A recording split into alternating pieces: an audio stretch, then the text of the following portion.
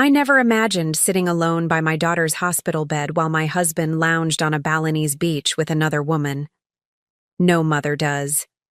Yet there I was, clutching Sophia's small, cold hand as machines beeped around us, monitoring the fragile heartbeat that doctors weren't sure would last through the night.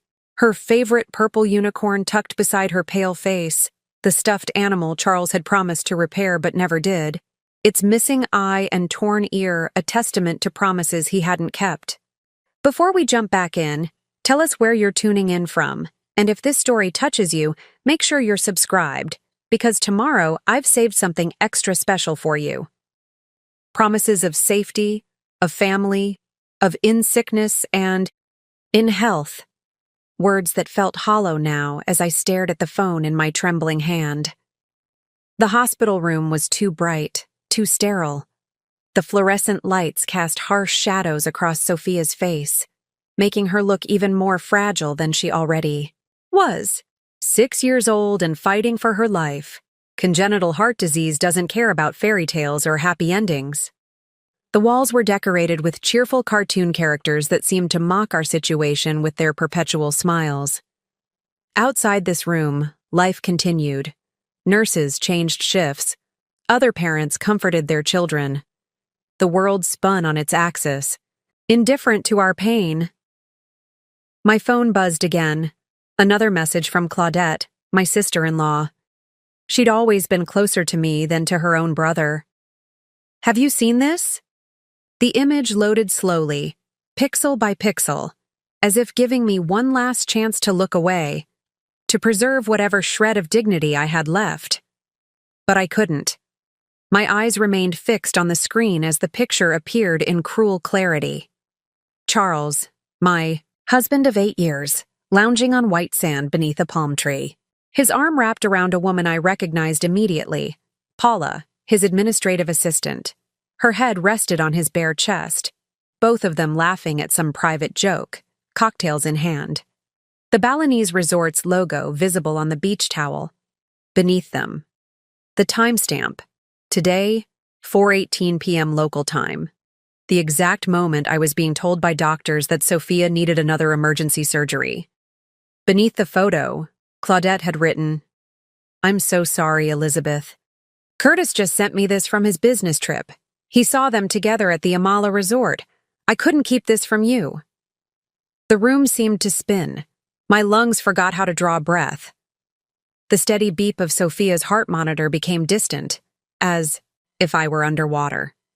This wasn't just a business trip that Charles couldn't cut short. This wasn't the critical investor meeting he'd claimed made it impossible to return, even after I'd called him sobbing when Sophia collapsed at school 3 days ago. This was betrayal in its purest form. Calculated, deliberate, cruel. I set my phone down carefully, as if it might explode if handled too roughly. My fingers found their way back to Sophia's hand, so small within my own. Her tiny fingernails were tinged slightly blue, a sign her oxygen levels weren't where they should be. The pink polish we'd applied together last weekend was already chipping. Mommy-daughter manicures, we called them, a ritual Charles had always been too busy to witness. "Ms. Morgan?" I looked up to find Dr. Carla Reynolds in the doorway, clipboard in hand.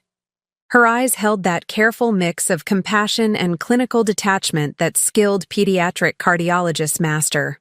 I'd grown to both dread and appreciate her directness over the past 3 years of Sophia's treatment.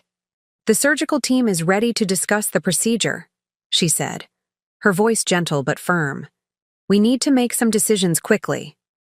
"My husband," I began, then stopped. What could I say? That he was sipping cocktails in Bali while our daughter's life hung in the balance? That he'd chosen another woman over his own child? The words died in my throat, replaced by a hard knot of something I couldn't yet name. Not just grief, not just anger, something colder, more resolute. "I understand he's unavailable," Dr. Reynolds said carefully, her eyes flickering to my phone on the bedside table. Had she seen the photo? Or was my face simply that transparent? "But we can't wait any longer for his input. Sophia's mitral valve is deteriorating faster than we anticipated. The regurgitation is getting worse. I straightened my spine, pushing back the tears that threatened to spill. Sophia needed me present, focused. Charles had made his choice, and now I would make mine. "Tell me what we need to do," I said, surprised by the steadiness in my voice. As Dr. Reynolds explained the risks of the procedure, words like cardiopulmonary bypass, sternotomy, and valve replacement washing over me, my mind split in two. One part absorbed every medical detail, asking clarifying questions, weighing options with the fierce attention of a mother fighting for her child. The other part replayed that image of Charles and Paula, cataloging every detail of their betrayal. The way his fingers splayed possessively across her bare shoulder. The carefree tilt of his head, thrown back in laughter. The matching gold bracelets they wore. Was that new? A symbol of something? The fact that he was clearly using our family emergency fund for this getaway. The special account we'd established specifically for Sophia's medical needs. My free hand instinctively moved to the hospital bill that had arrived this morning. Insurance would cover most of it, but not all. Never all. I'd been trying to reach Charles all day to discuss how we'd manage the remainder. Now I understood why he hadn't answered. "Elizabeth?" Dr. Reynolds' voice pulled me back to the present. "Are you with me? I know this is overwhelming."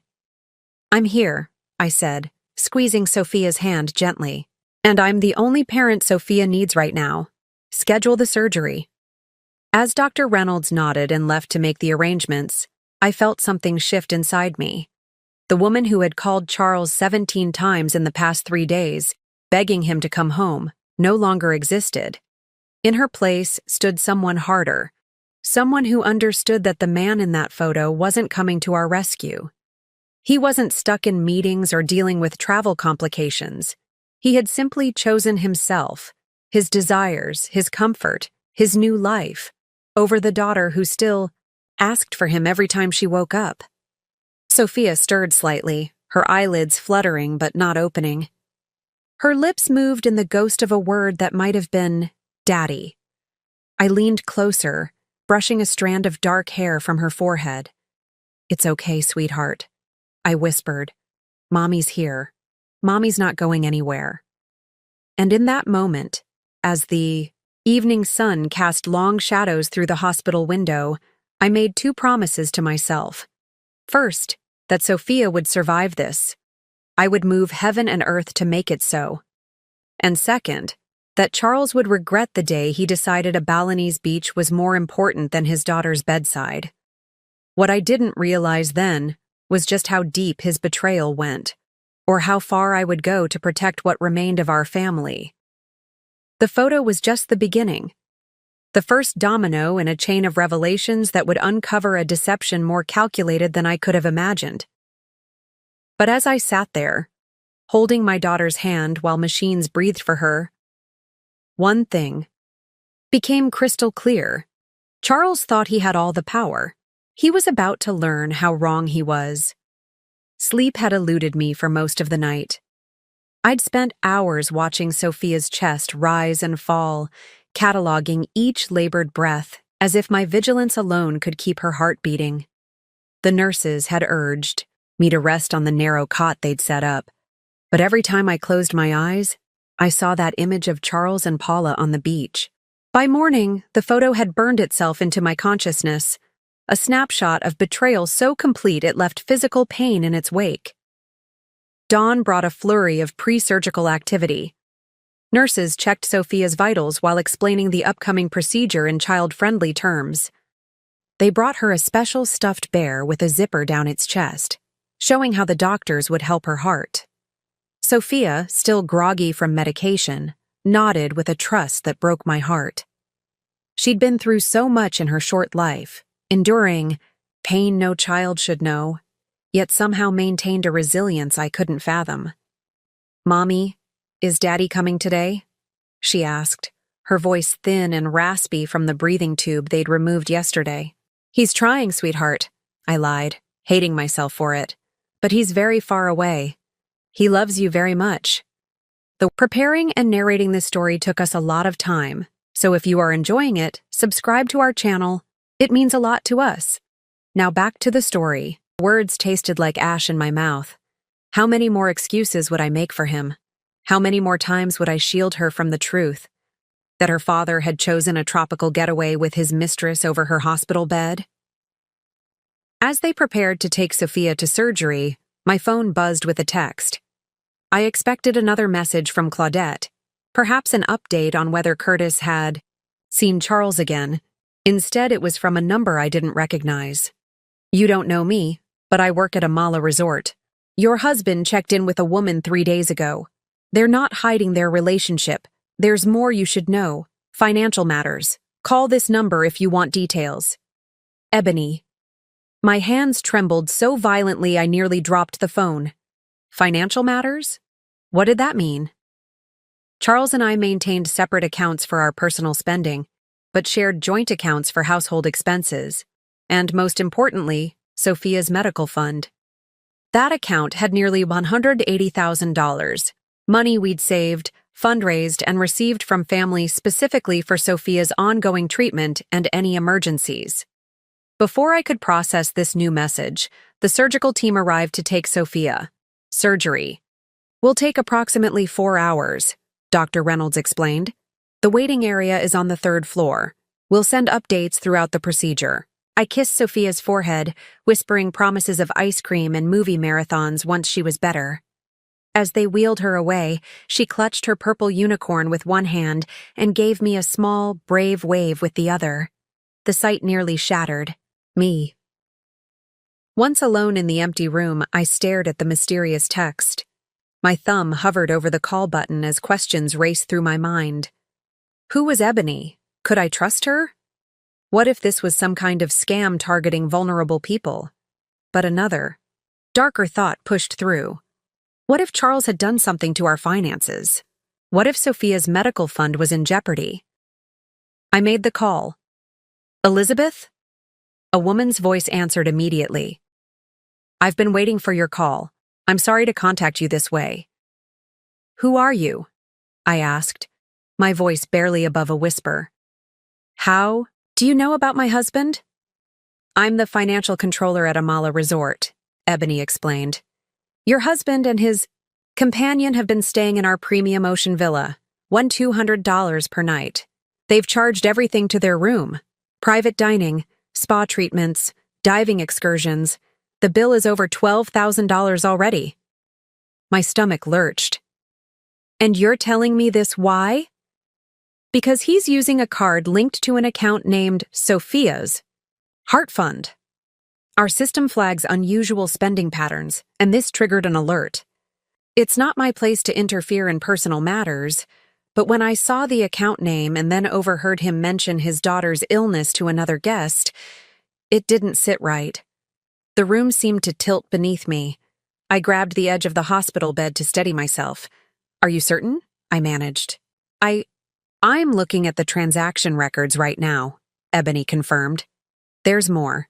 He's booked their stay for another 2 weeks, and yesterday he made a down payment on a beach property, $50,000. Same account, $50,000, from Sophia's medical fund. While she lay in a hospital bed fighting for her life, while I worried about covering the portion of her surgery insurance wouldn't pay for. I need to see these records, I said, my voice no longer shaking but hard as steel. I've already compiled them. It's not exactly protocol, but... Ebony paused. I have a daughter too. I can email everything to you. As I gave her my email address, a notification from my banking app appeared on my screen. With growing dread, I opened it while still on the call. Elizabeth, are you still there? Ebony asked. He's transferring more money right now, I whispered, watching in real time as Charles moved another $75,000 from Sophia's medical fund to a different account I didn't recognize. I can see it happening. You need to freeze that account immediately, Ebony advised. Call your bank right now. I ended the call and immediately dialed my bank, fingers trembling as I navigated the automated system. By the time I reached a representative and explained the situation, Charles had already completed the transfer. The medical fund now contained just under $30,000, barely enough to cover Sophia's current hospital stay and post-surgical care, let alone any future treatments. "We can attempt to reverse the most recent transfer," the banking representative explained, "but I have to inform you that since Mr. Morgan is a joint account holder, he has legal access to these funds. For future protection, we can remove his access, but we'll need documentation." Documentation. Legal protection. These words swirled in my mind as I ended the call and sank into the chair beside Sophia's empty bed. The magnitude of Charles's betrayal was still unfolding, revealing depths of selfishness I couldn't comprehend. This wasn't just an affair. This wasn't just abandonment during a family crisis. This was calculated theft from our critically ill daughter. My phone buzzed again. Ebony's promised email had arrived, containing PDFs of resort charges, payment receipts, and a note. "There's a photo attached of the property they viewed yesterday. Realtor said they're planning to close the deal before returning to the States." I opened the image with shaking hands. There stood Charles and Paula, arms around each other, standing in front of a stunning beachfront villa. A sold sign had been digitally added to the photo by the realtor. The caption read, "Congratulations on your new Bali home, Mr. and Mrs. Morgan." Mrs. Morgan. The room spun around me. Paula was using my name. They were buying property together, with Sophia's money. They were planning a life together while my daughter fought for hers. In that moment, something inside me fundamentally changed. The hurt, the betrayal, the disbelief, all of it crystallized into something harder, colder, more focused. This wasn't just about a cheating husband anymore. This was about my daughter's future, her care, her very survival. With newfound clarity, I composed a text to Claudette. "I need to speak with your father immediately. It's about Charles, Sophia's medical fund, and his new life in Bali." Claudette's father, Michael, had spent 30 years in law enforcement before retiring. More importantly, he had maintained connections with international police forces, including contacts in Indonesia from his time working with Interpol. If anyone could help me navigate the legal implications of what Charles had done, both the financial fraud and his abandonment of Sophia, it was Michael. As I sent the message, my phone lit up with an update from the surgical team. "Sophia stable. Procedure progressing as expected." I clutched the phone to my chest, tears finally breaking free. My daughter was fighting, and so would I. Charles thought he had escaped to paradise with his mistress and our daughter's money. He was about to learn that paradise had its own version of hell. The surgical waiting room existed in a strange liminal space. Time moved differently here. Minutes stretched into hours as I sat rigidly in an uncomfortable chair, surrounded by other parents whose faces reflected my own fear and exhaustion. A muted TV played in the corner. Coffee grew cold in styrofoam cups. Magazines from months ago lay untouched on side tables. I couldn't focus on any of it. My mind oscillated between two terrors: Sophia's heart surgery and Charles's devastating betrayal. Every time my phone buzzed with a surgical update, my heart would seize with fear. Every time I glanced at the banking app to confirm what I already knew, that Charles had indeed stolen from our daughter, white-hot rage surged through me. "Elizabeth?" I looked up to see Claudette hurrying toward me, her usually impeccable appearance slightly disheveled, as if she'd left in a rush. She wrapped her arms around me, and for a moment, I allowed myself to lean into her embrace. "I came as soon as I got your message," she said, pulling back to study my face. "Dad's already making calls to his contact in Denpasar. How's Sophia?"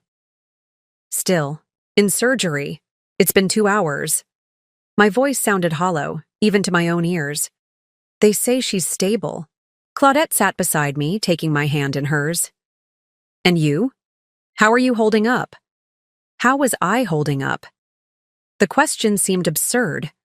My daughter was fighting for her life while my husband drained her medical fund to build a new life with his mistress. I was surviving on hospital coffee and adrenaline, had slept perhaps 3 hours in the last 2 days, and had just discovered that the man I'd built a life with was capable of cruelty I couldn't have imagined.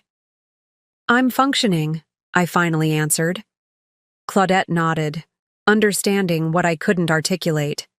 She'd always been perceptive that way, so unlike her brother, who excelled at presenting the charming facade people wanted to see while hiding. His true nature. Dad wants to know if you've spoken to Charles directly since discovering everything, she said carefully. I shook my head. I've thought about calling him, about screaming at him, about begging him to return the money. But what would that accomplish? He'd just have advance warning to hide the rest of it. That's exactly what Dad said. He thinks we need to gather evidence before confronting Charles. She hesitated. Have you checked your other accounts? Your joint savings? The thought hadn't even occurred to me. I'd been so focused on Sophia's medical fund that I hadn't considered. Charles might have accessed our other accounts. With shaking hands, I opened the banking app again and navigated to our joint savings account. Empty. All $43,000 we'd saved for emergencies, gone.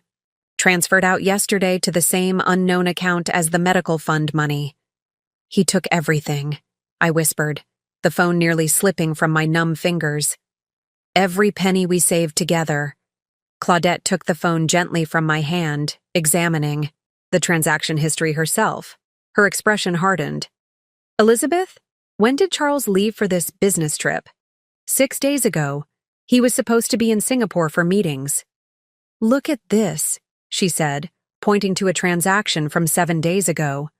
A wire transfer to a Mala resort in Bali. He'd planned this before he even left. The realization crashed over me. This wasn't a spur-of-the-moment decision. This wasn't Charles stranded overseas when Sophia's condition worsened, unable to return because of commitments. He had never intended to be there for her. For us. This trip, this affair, this theft, all of it had been meticulously planned when Sophia collapsed at school, I said slowly, piecing it together. When I called him panicking as the ambulance took her away, he already knew he wasn't coming back. Elizabeth, Claudette began, but was interrupted by my phone ringing. It was Michael, her father. I'm putting you on speaker, I told him, hands still trembling. Claudette's here with me. Elizabeth, Michael's authoritative voice filled the small corner of the waiting room where we sat. I've spoken with my contact in the Bali Police Department. First, I need to ask, are you certain about what Charles has done? Yes. I have documentation of the transfers from Sophia's medical fund and our savings, nearly $250,000 in total. I also have confirmation from the financial controller at a Mala resort that he's used at least $62,000 for their stay and a down payment on property. Good. That gives us something concrete. Michael's tone was measured, calculated, the voice of someone who had handled crises for decades. My contact says they can investigate based on the financial fraud angle. Wire fraud, across international boundaries, is a serious offense. What does that mean for Sophia's money? I asked. Can we get it back? Possibly. They can freeze assets connected to the fraud while investigating. But Elizabeth, you need to understand, this will be public. Charles will face potential criminal charges. The weight of that statement hung in the air. Criminal charges. My husband, Sophia's father, potentially arrested in Bali. Under any other circumstances, I might have hesitated, might have considered the implications for our family, for Sophia. But as I sat in that hospital waiting room, my daughter's life, hanging in the balance while Charles lounged in paradise with money meant for her care, I felt no conflict whatsoever. Do it, I said firmly, whatever it takes to secure that money for Sophia's future care. There's something else, Michael continued. My contact mentioned that foreigners purchasing property in Bali often use questionable methods to circumvent Indonesian law restricting foreign ownership. If Charles is trying to buy property there, he may be committing additional fraud. He is, I confirmed, thinking of the sold sign in the realtor's photo. They're in the process of purchasing a beach villa. That gives us additional leverage. I'll have my contact start the process immediately. In the meantime, document everything. Every transfer, every communication. As the call ended, a nurse appeared in the doorway. "Mrs. Morgan? Dr. Reynolds would like to speak with you about Sophia." My heart lurched. The surgery should have had at least another hour to go. Had something gone wrong? I rose on unsteady legs, Claudette's supportive hand at my elbow. "I'll be right here," she promised.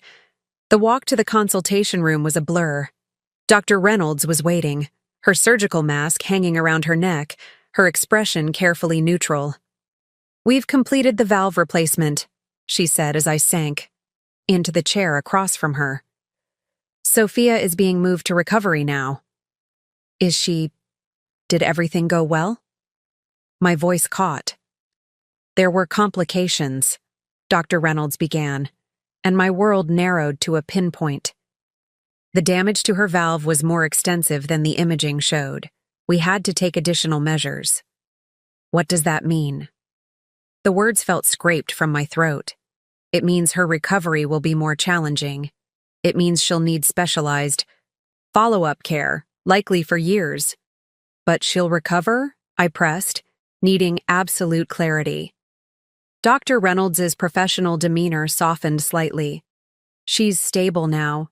The next 24 hours are critical, but yes, I believe she'll recover. With proper care and support, she should lead a relatively normal life." Proper care and support. Care that would require the very money Charles had stolen. Support that he had abandoned the moment it became inconvenient. "Can I see her?"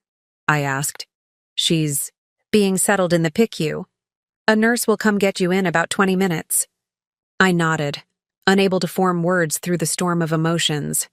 Relief that Sophia had survived the surgery, fear for her recovery, and a cold, clarifying anger toward the man who should have been sitting beside me through all of this. As I returned to the waiting room, my phone buzzed with a text from an unknown number. "This is Officer Ketut Wira, Bali Police. We have located your husband. Surveillance has begun." The pediatric intensive care unit was eerily quiet, save for the rhythmic beeping of monitors and the soft whoosh of ventilators. Sophia looked impossibly small in the hospital bed, surrounded by machines that dwarfed her tiny frame. A thick bandage covered her chest where surgeons had worked to repair her damaged heart. Her face was pale, almost translucent under the harsh fluorescent lights, but her breathing was steady. I gently placed her purple unicorn beside her pillow, a familiar comfort for when she woke. As I settled into the recliner beside her bed, a chair I knew all too well from previous hospital stays, my mind drifted to how we had arrived at this moment. Not just the immediate crisis of Sophia's surgery and Charles's betrayal, but the longer journey that had led us here. Charles and I had met at a charity gala 9 years ago. I was working for a nonprofit focused on educational access. He was an investment banker whose firm had sponsored the event. He was charismatic, ambitious, and passionate about making a difference. Or so I believed. We married within a year, both of us certain we'd found our perfect match. The first years were good ones. We bought a house in a neighborhood with excellent schools, traveled during our anniversaries, and talked about the family we would build together. Charles was rising quickly at his firm, his natural charm and sharp business acumen opening doors that led to promotions and bonuses. I continued my work with the nonprofit, finding purpose in helping underprivileged children access educational opportunities. When I became pregnant with Sophia, Charles seemed genuinely excited. He attended every prenatal appointment, painted the nursery himself, and spent hours researching the safest car seats and strollers. I remember watching him assemble her crib, his brow furrowed in concentration, and feeling a wave of love so powerful it brought tears to my eyes. This was the family we had dreamed of creating. Sophia was born perfect, or so we thought. Her first months were textbook. She hit her milestones, charmed everyone with her bubbly personality, and filled our home with a joy neither of us had anticipated. But at her 6-month checkup, the pediatrician detected a heart murmur. "Probably nothing to worry about," she'd said, "but let's get an echocardiogram just to be sure." The diagnosis came like a thunderclap on a clear day: congenital mitral valve dysplasia. Sophia's heart valve hadn't formed properly and would eventually need surgical repair. The cardiologist assured us that many children with this condition led normal lives with proper monitoring and intervention, but the word eventually gave way to soon, as Sophia's condition deteriorated faster than anticipated. Her first surgery came at 18 months. I still remember carrying her into the operating room, her tiny body dressed in a miniature hospital gown, her wide eyes confused and frightened. Charles had been there then, holding my hand in the waiting room, bringing me coffee, and breaking down in tears of relief when the surgeon told us the procedure had been successful. For a while, our life took on a new normal. We adapted to Sophia's medication schedule, regular cardiology appointments, and activity restrictions. Charles threw himself into researching her condition, connecting with other parents in similar situations, and setting up the special medical fund to ensure she would always have the care she needed regardless of insurance challenges. But something shifted after her second surgery at age 4. This time, there had been complications, an infection that kept her hospitalized for weeks. The strain began to show in our marriage. Charles started staying later at the office, missing appointments, becoming irritable when discussing Sophia's care.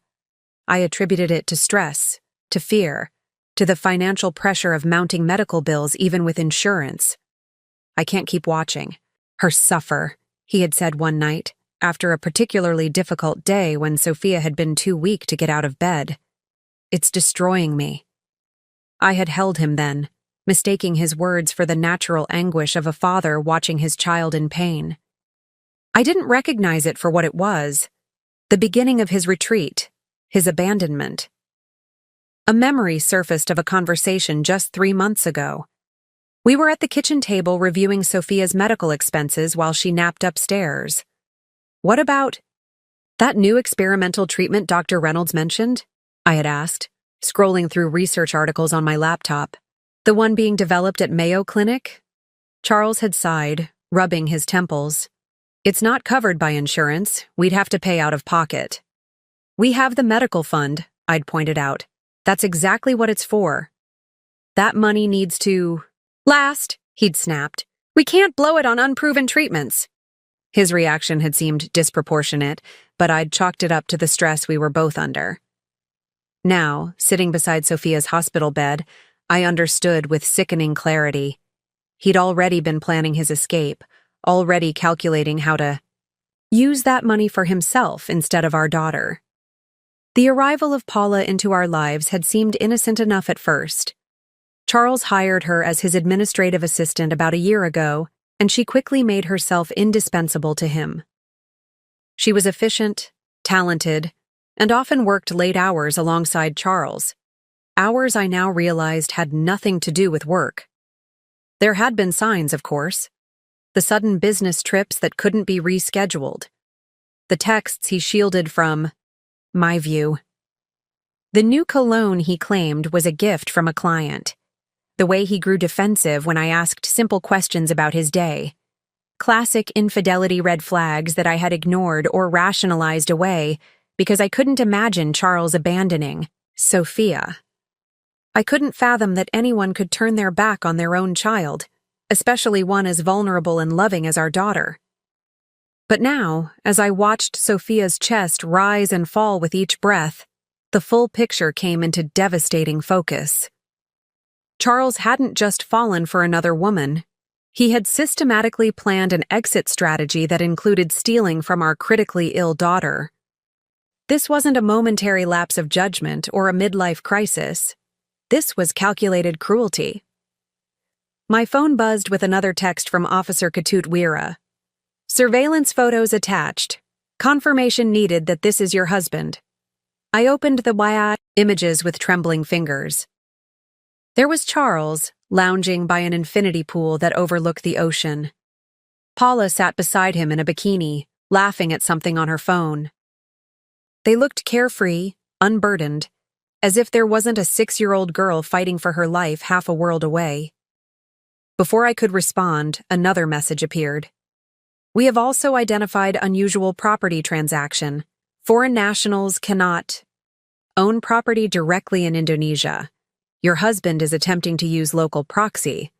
This is illegal. We need statement from you to proceed with investigation. I typed back immediately. Yes, that is my husband Charles Morgan and his assistant.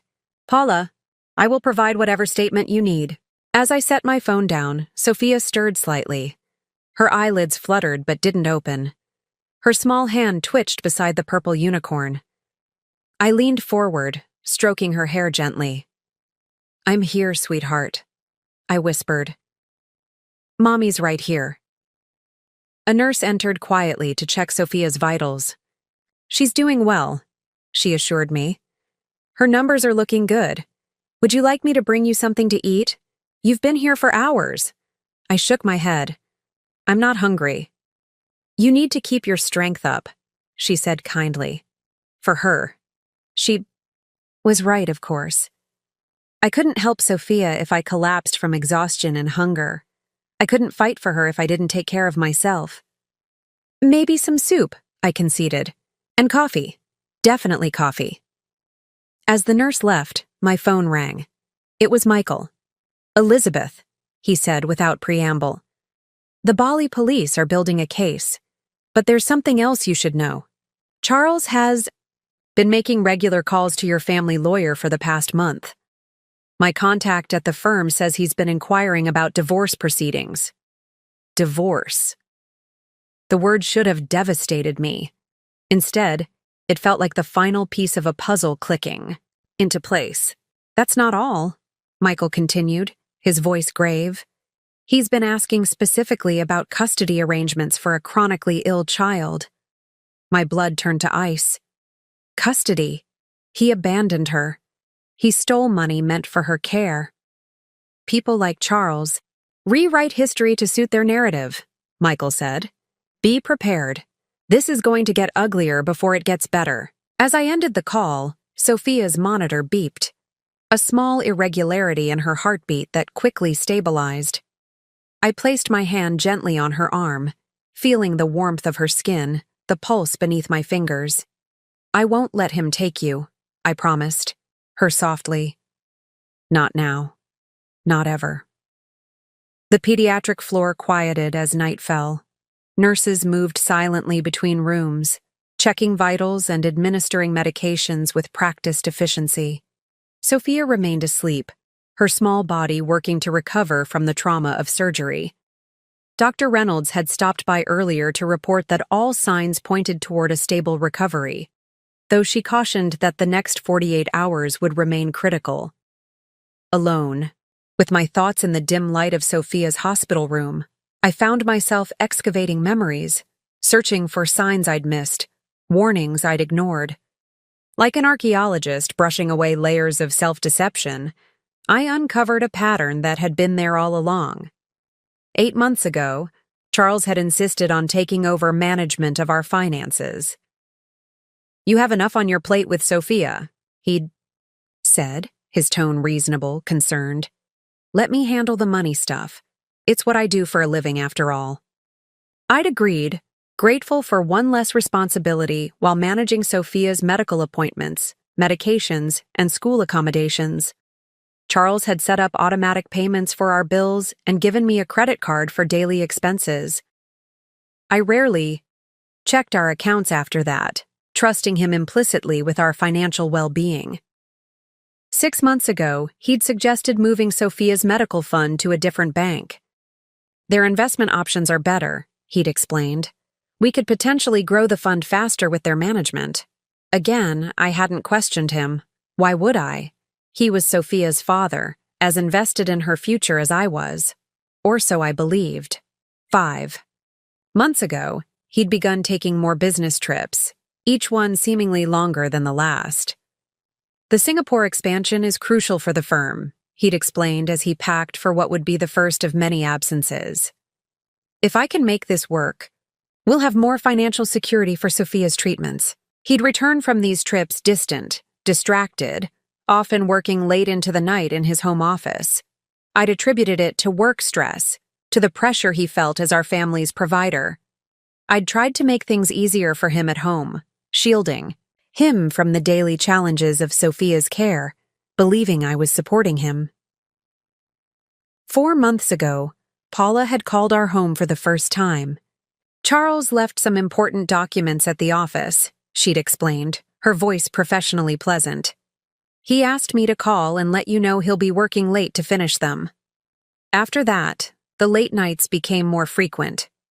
The documents were always urgent, the meetings always crucial. Sometimes Charles wouldn't come home until I was already asleep, slipping into bed smelling of unfamiliar cologne and mouthwash. 3 months ago, Charles had missed Sophia's cardiology appointment, the first important medical visit he'd ever missed. "I'm sorry, honey," he'd said over the phone. "This client meeting came up suddenly. I'll make it up to you both." But he never did. Instead, he missed the next appointment too, and the one after that. 2 months ago, he'd suggested I take some time for myself. "You look exhausted," he'd said one evening, his tone solicitous. "Why don't you go visit your sister for a weekend? I can handle Sophia." I'd been touched by his concern, interpreting it as care rather than what it really was. An attempt to establish that he could manage Sophia alone, building a case for shared custody I didn't yet know he was planning. 1 month ago, I'd found a brochure for Bali in his briefcase while looking for a pen. "Just dreaming," he'd said with a laugh when I asked about it. "Maybe we can take a family trip when Sophia's stronger." The lies were so smooth, so reasonable, each one building on the last to create an architecture of deception I'd lived within without seeing the blueprint. A soft knock at the door interrupted my thoughts. A different nurse, older than the previous one, entered with a tray. "Chicken soup and coffee," she said quietly. "And I brought some fresh fruit. You need to eat." I thanked her, realizing I hadn't had a proper meal in over 24 hours. As she checked Sophia's IV and adjusted her blanket, I forced myself to eat a few spoonfuls of soup. "You're doing great, Mom," the nurse said kindly. "It's not easy being the strong one." Her words touched something raw inside me. "I don't feel strong," I admitted. "I feel blind, stupid." She paused, studying me with compassionate eyes. "I've been a PICU nurse for 27 years. You know what I've learned? That people like you, parents of sick kids, are carrying burdens most people can't imagine. You don't have the luxury of looking for betrayal. You're too busy fighting for your child." Her words weren't empty comfort. They contained a truth I needed to hear. I'd missed the signs of Charles's infidelity and financial fraud because my focus had been where it belonged, on Sophia. After the nurse left, I pulled out my phone and opened my photo gallery. I scrolled back through the months, studying pictures of Charles with new eyes. There it was, the subtle shift in his expressions. In older photos, he looked engaged, present, his arm around me, his smile reaching his eyes. But starting around 6 months ago, something changed. His smiles became perfunctory. In family photos, he stood slightly apart. In pictures with Sophia, his eyes held a distance that now seemed obvious.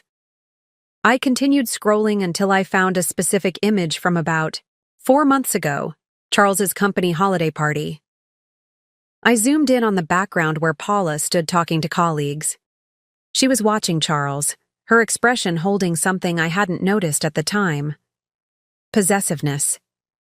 My phone buzzed with an email notification from Ebony at the Amala Resort.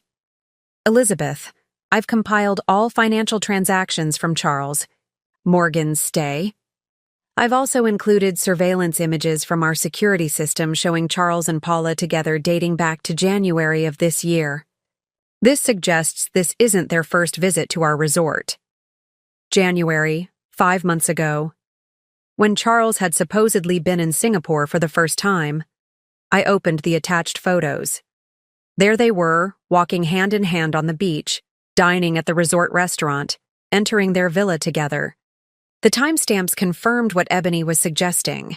Their affair had been going on much longer than I'd realized, and Bali had been their meeting place multiple times. Another email arrived, this one from my bank confirming that they had frozen our joint accounts pending investigation of potential fraud. A small victory, but one that came too late to recover the money Charles had already transferred. My phone rang, a video call from an Indonesian number. "Mrs. Morgan, this is Officer Ketut Wira," said the man on screen. He appeared to be in his 40s with a serious expression and a police uniform. "I'm calling to update you on our investigation." "Have you arrested Charles?" I asked immediately. "Not yet," he replied. "We are building our case first. We have confirmed illegal activity related to the property purchase. Foreign nationals cannot directly own property in Indonesia. Your husband and Ms. Bennett were attempting to use a nominee arrangement, which is against Indonesian law." "Ms. Bennett?" I repeated, confused. "Paula Bennett, the woman with your husband," Officer Wira clarified. "We have also interviewed the property agent. He confirms that Mr. Morgan represented Ms. Bennett as his wife, as you, during negotiations." A fresh wave of anger washed over me. Charles hadn't just taken another woman to Bali. He had presented her as me, used my identity as part of his fraud. "There is something else," Officer Wira continued, his expression grave. "We have evidence suggesting Mr. Morgan may be planning to leave Bali soon. He has been making inquiries about private charters to Singapore." "He's running," I said, the realization dawning. "He knows the money transfers have been discovered." "That is our assessment as well," Officer Wira agreed. "We need your formal statement immediately if we are to take action before he leaves Indonesian jurisdiction." "I'll provide whatever you need," I assured him.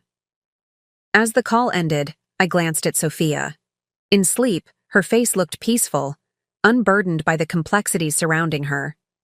She deserved so much better than a father who could steal her future and run.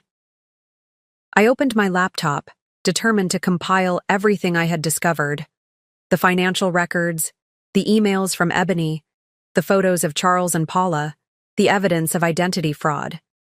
Charles thought he had planned the perfect escape, but he had underestimated the resources I would find, the allies who would emerge, and most of all, the lengths to which I would go to protect our daughter. This wasn't just about a cheating husband anymore. This was about justice for Sophia, and I was just getting started. Morning arrived with a gentle shift in Sophia's condition. Her eyes fluttered open as sunlight filtered through the hospital blinds. For a moment, confusion clouded her features as she took in the unfamiliar ceiling, the medical equipment, the bandages on her chest. Then her gaze found me, and relief washed over her face. "Mommy," she whispered, her voice raspy from the breathing tube that had been removed overnight. I was at her side instantly, carefully taking her small hand in mine. "I'm here, sweetheart. You did so well in surgery. The doctors fixed your heart." She nodded solemnly, accepting this information with the strange wisdom children sometimes possess in difficult moments. Her eyes darted around the room, searching for something or someone. "Where's Daddy?" she asked, the question I had been dreading. The easy path would have been another lie. "He's stuck at work. He's coming later. He sends his love." The words were there, ready to be spoken, a shield to protect her from a truth too heavy for her small shoulders. But looking into her trusting eyes, I realized that easy lies had facilitated Charles's betrayal. Easy lies had allowed him to construct his double life while I remained blind to what was happening. Before I could answer, Dr. Reynolds entered the room, bringing with her the brisk efficiency that had become a comfort over years of Sophia's treatment. "Good morning, Miss Sophia," she said warmly.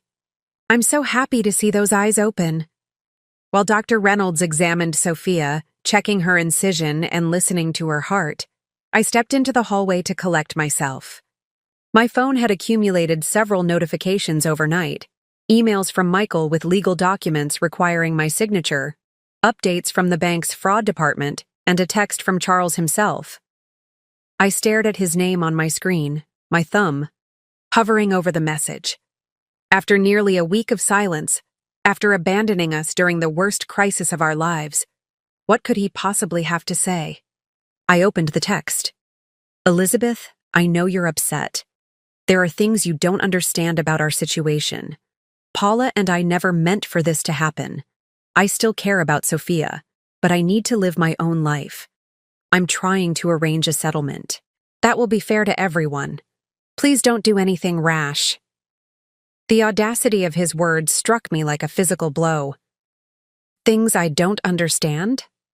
Never meant for this to happen? As if betrayal, theft, and abandonment were simply unfortunate accidents rather than deliberate choices he had made. And that final warning, "Don't do anything rash," revealed his true concern. Not Sophia's well-being, not the pain he had caused. Only the consequences he now feared were coming. I was still staring at the message when Claudette arrived, carrying a tote bag filled with fresh clothes for me and new pajamas for Sophia. "You look like you've seen a ghost," she said, noting my expression. Wordlessly, I showed her Charles's text.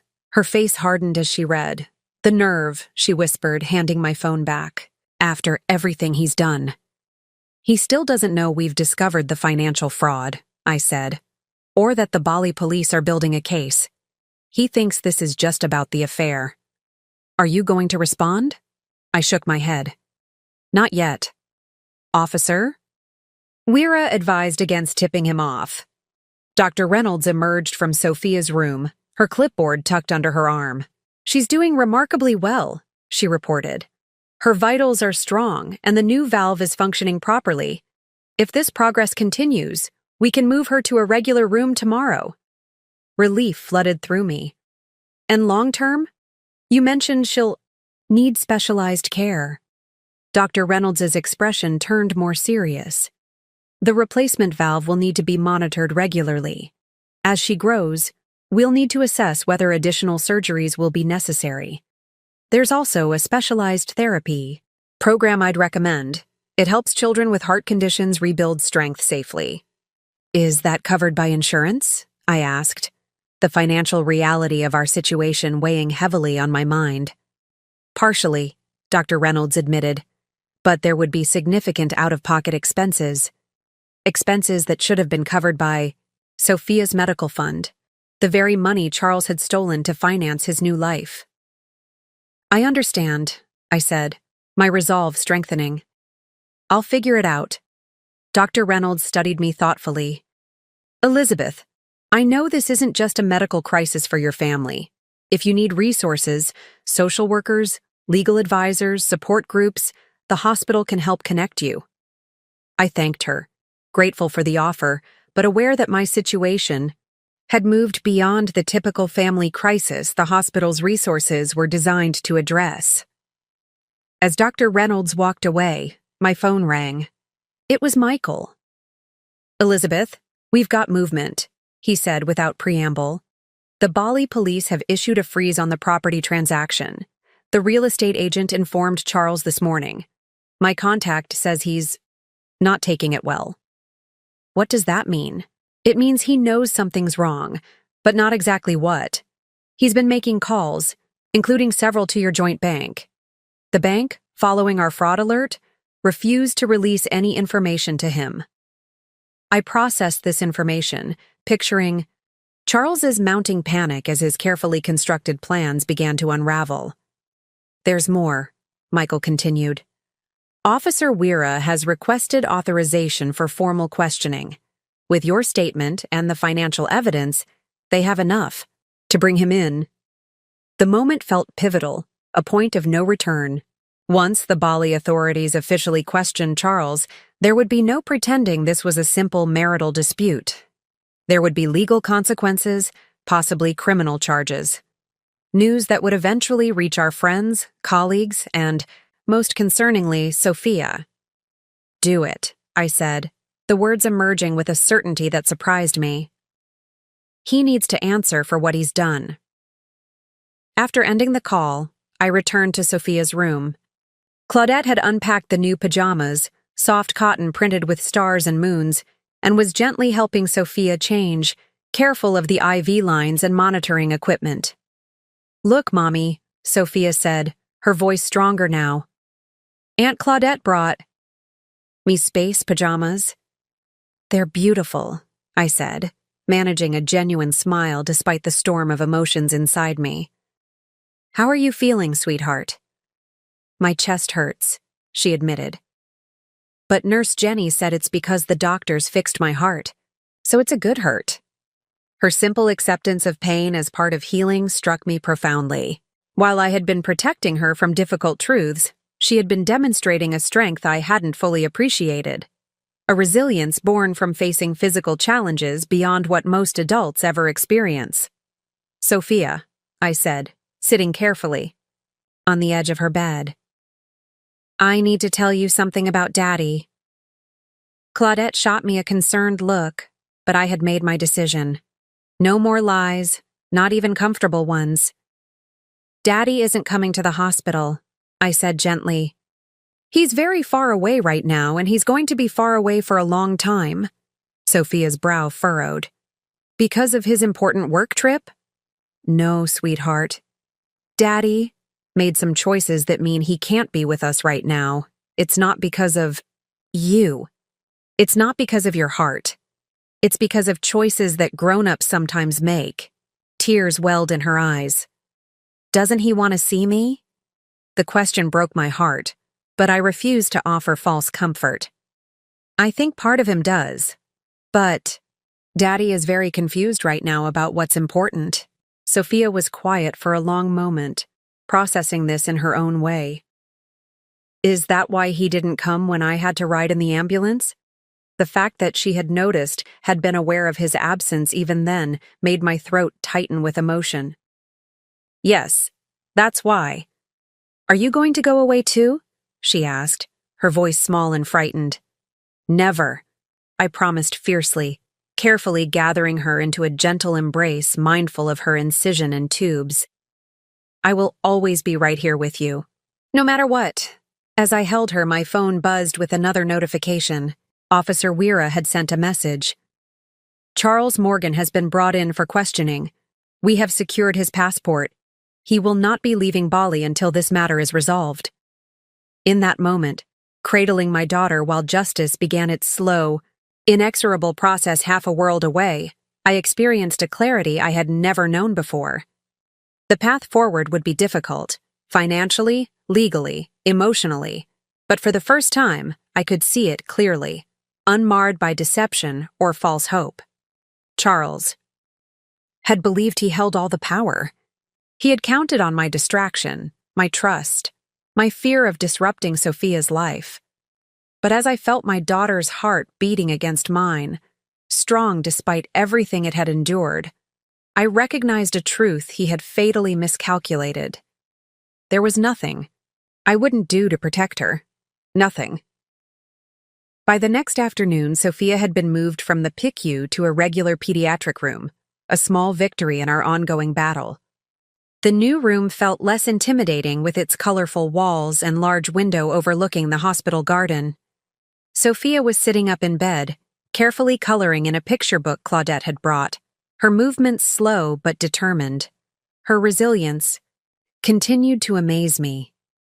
I sat in the chair beside her bed, laptop open, methodically documenting everything for the legal proceedings that now seemed inevitable. Michael had connected me with Bobby Fraser, a family law attorney specializing in cases involving financial fraud. We had a video consultation scheduled for later that day. My phone rang, Officer Weira calling from Bali. "I'm going to step into the hallway for a moment, sweetheart," I told Sophia, who nodded without looking up from her coloring. In the quiet corridor, I answered the call, bracing myself for whatever new development had occurred. Mrs. Morgan, Officer Weira began, his voice formal but not unkind.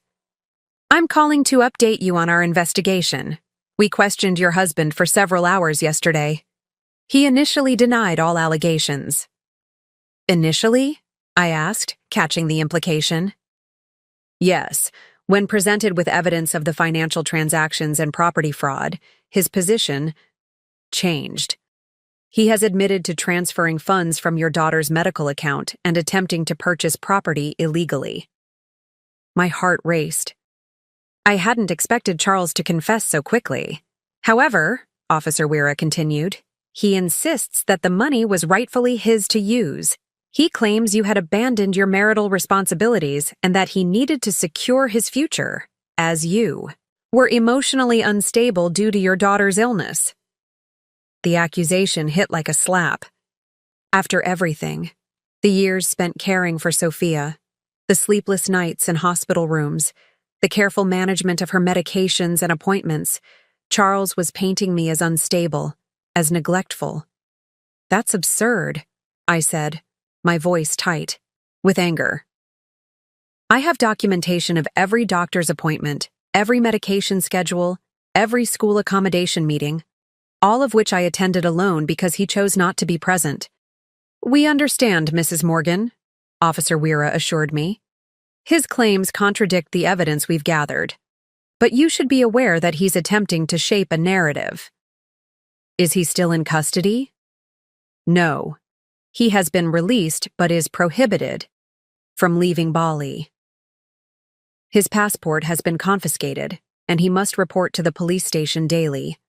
The formal charges are being processed now: wire fraud, attempted property fraud, and potentially identity theft related to his misrepresentation of Miss Bennett as you. After ending the call, I leaned against the wall, processing this new information. Charles was building a defense based on portraying me as an unstable mother, a strategy that made my blood boil not just for my sake, but for every parent who had ever devoted themselves to a chronically ill child. When I returned to Sophia's room, Claudette was there, having arrived during my call. She took one look at my face and knew something had happened. Sophia, why don't we see if we can find that puppet show on TV you like? She suggested, turning on the television mounted on the wall. Once Sophia was distracted, Claudette pulled me into the far corner of the room. What is it? She whispered. I summarized Officer Weira's call, watching as Claudette's expression shifted from concern to outrage. He's calling you unstable? You? After everything you've done for Sophia while he was off playing house with his assistant? Her voice rose slightly before she caught herself, glancing at Sophia to ensure she hadn't heard. He's desperate, I said quietly. He's facing serious charges in Indonesia and knows he'll face more when he returns to the States. He's trying to create a defense. It won't work, Claudette insisted.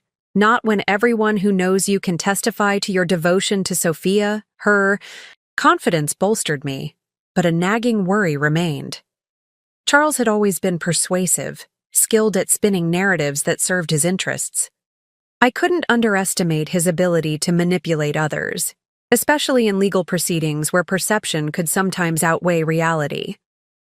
My laptop chimed with an incoming email, a formal statement from the Indonesian authorities requesting additional documentation of Sophia's medical condition and the purpose of the fund Charles had misappropriated.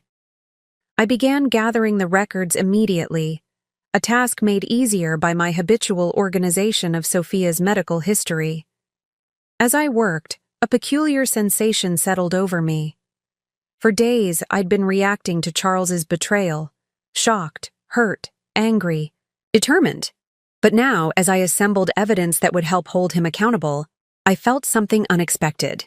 Power. Not the vindictive power of revenge, but the steady strength of advocacy. I wasn't just a victim of Charles's deception. I was Sophia's defender, her voice, her champion. The hospital's social worker, Ms. Patel, stopped by later that afternoon to check on us. After briefly chatting with Sophia about her favorite cartoon characters, she asked to speak with me privately in the family consultation room across the hall. "Dr. Reynolds mentioned your situation," she said once we were seated. "I understand you're facing some significant challenges beyond Sophia's medical needs." I nodded, expecting the usual offers of support groups and counseling referrals, valuable resources, but not what I needed most at the moment. "I've worked with families in crisis for 15 years, Ms. Patel continued, surprising me with her directness. "And I've seen many situations where medical emergencies expose or create deeper family fractures. What your husband has done is not just a personal betrayal. It's a form of financial abuse that directly impacts your daughter's care." Her frank assessment was refreshing after days of carefully measured words from doctors and nurses. "The hospital has resources that might help," she continued, pulling out a folder. "There's an emergency fund for families facing financial hardship due to medical crises. It won't replace everything that was taken, but it could help with immediate expenses while the legal issues are resolved." She handed me an application form, then reached into her briefcase and withdrew another document. "This is something else you should consider. It's information about obtaining an emergency custody order based on parental abandonment and financial exploitation. If your husband is building a case for shared custody as you suspect, you'll want to be proactive." I stared at the document, the reality of what lay ahead settling over me. This wasn't just about recovering stolen funds or seeing Charles face consequences for his actions. This was about legally protecting Sophia from a father who had proven himself untrustworthy with her well-being. "I never wanted this for her," I said quietly. "I never wanted her to grow up in a broken home, shuttled between parents, explaining to friends why her dad isn't around." Ms. Patel's expression softened. "Elizabeth, forgive my bluntness, but your home was broken the moment your husband chose to abandon his child and steal money meant for her care. What you're doing now isn't breaking your family, it's protecting what remains of it." Her words crystallized something I'd been feeling but couldn't quite articulate. I wasn't destroying our family unit. Charles had already done that. I was salvaging what mattered most: Sophia's security, her future, her trust in at least one parent who would never abandon her. "Thank you," I said, tucking the documents into my bag, "for seeing this for what it is." When I returned to Sophia's room, she had fallen asleep, her coloring book still open beside her. I gently moved it to the bedside table, noticing the picture she'd been working on, a family of elephants, the largest one colored in vivid purple, her favorite color. "The mommy elephant is purple because she's magic," Sophia had explained earlier. "She can protect the baby elephant from anything." Looking at her peaceful face, I made a silent vow. I had failed to see Charles's betrayal until it was too late. But I wouldn't fail at this. I would be the mother Sophia deserved, strong enough to face the truth, brave enough to protect her, and honest enough to help her understand the difficult changes ahead. My phone chimed with a calendar reminder for my upcoming consultation with Bobby Fraser. I settled into the chair beside Sophia's bed, opened my laptop, and prepared to transform from a woman blindsided by betrayal into an advocate armed with evidence, determination, and the fiercest love a mother could possess. Charles had chosen his path. Now I was choosing mine. 5 days after Sophia's surgery, the doctors deemed her stable enough to return home. Her recovery would be a long process: physical, therapy, medication adjustments, regular checkups. But she was healing well, her strength returning a little more each day. As we prepared to leave the hospital, Dr. Reynolds reviewed her care instructions one final time. "Remember, no strenuous activity for at least 6 weeks," she cautioned. "The home health nurse will visit twice weekly to check her incision and vitals, and I want to see her back here next Thursday for a follow-up echocardiogram." I nodded. mentally adding these new appointments to the calendar I'd been maintaining since Sophia's diagnosis 3 years ago. And Elizabeth, Dr. Reynolds added, her tone softening, take care of yourself too. Sophia needs you healthy and strong. The drive home felt surreal.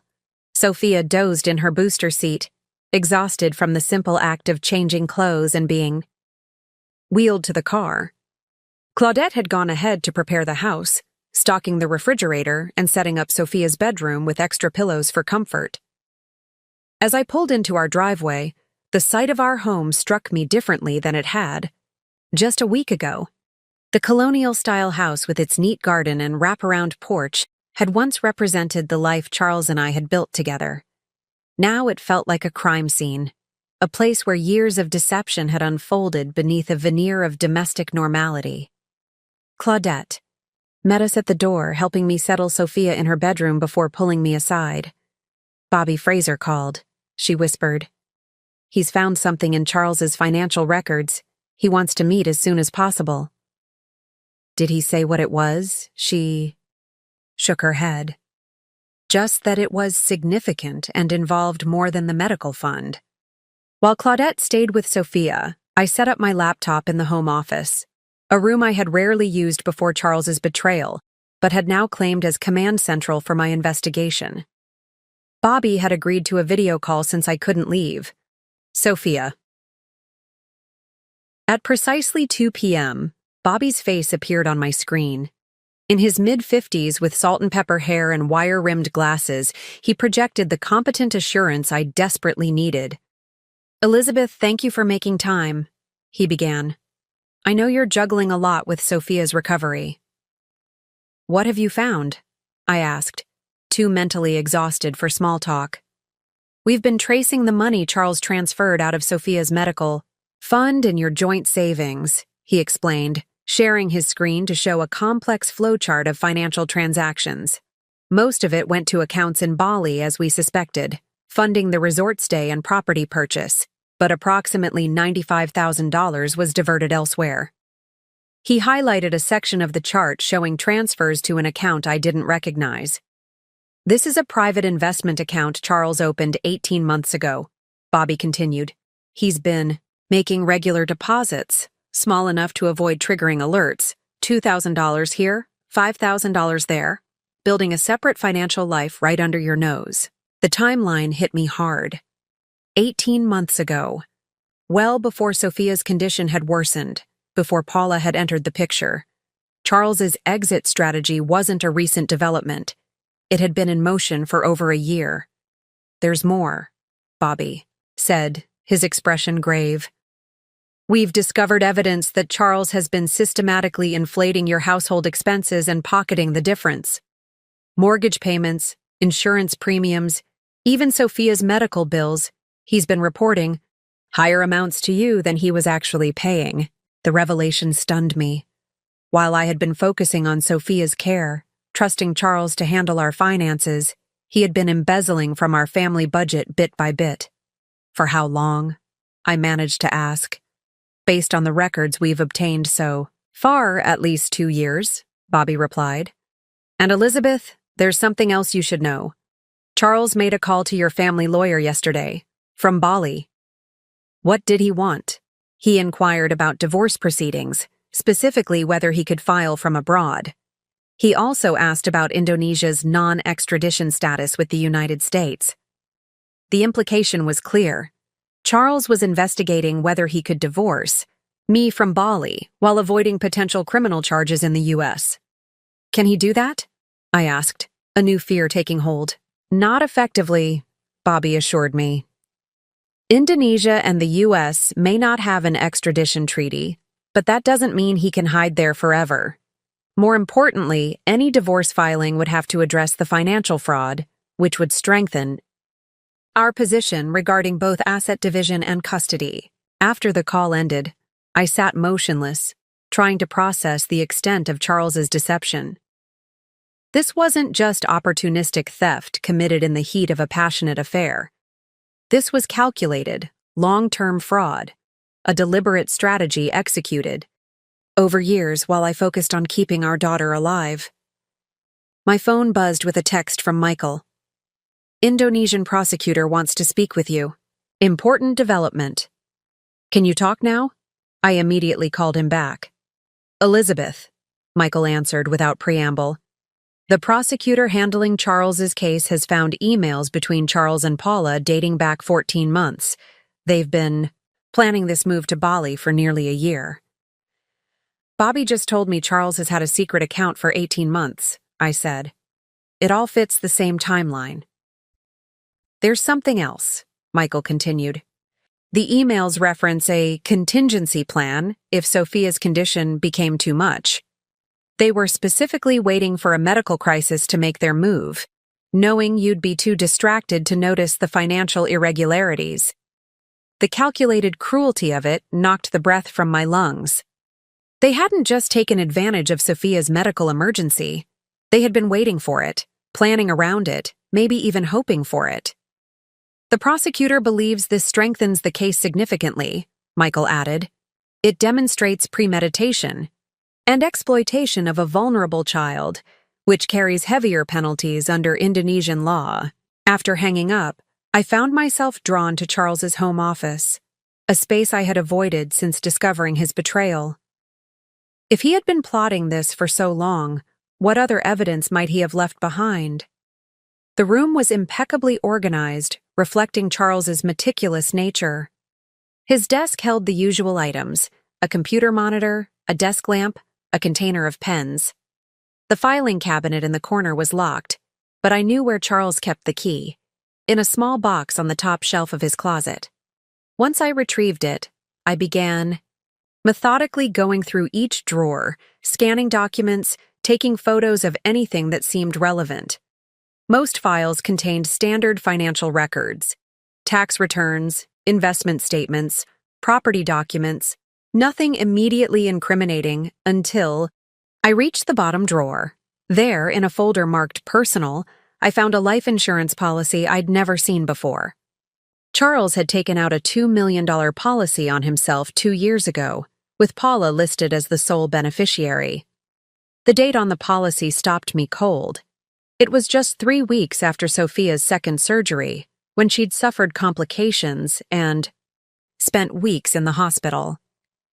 While I had been sleeping in a chair beside our daughter's hospital bed, Charles had been planning for Paula's financial security. Beneath the policy lay printed emails between Charles and a property management company in Bali, discussing rental prospects for luxury villas. With proper management, you could see returns of 15–20% annually on your investment, the agent had written. Charles had highlighted that section and scrawled financial security for P in the margin. My hands shook as I continued searching, uncovering more evidence of Charles's double life. Brochures for Balinese properties, notes about Indonesian residency requirements, even Indonesian language learning materials with common phrases translated into English. One page had, "No extradition," to U.S., underlined multiple times. The most damning discovery came at the very bottom of the drawer, a notebook containing detailed calculations of Sophia's medical expenses versus the balance of her medical fund. Charles had been treating our daughter's healthcare fund like a personal investment portfolio, calculating exactly how much he could siphon without being detected. I photographed everything, my movements mechanical, my mind struggling to reconcile the man I had married with the person revealed in these documents. This wasn't just betrayal, it was a complete absence of basic human empathy. Toward me, toward our marriage, but most unforgivably, toward our critically ill child. As I replaced the documents and locked the cabinet, Claudette appeared in the doorway.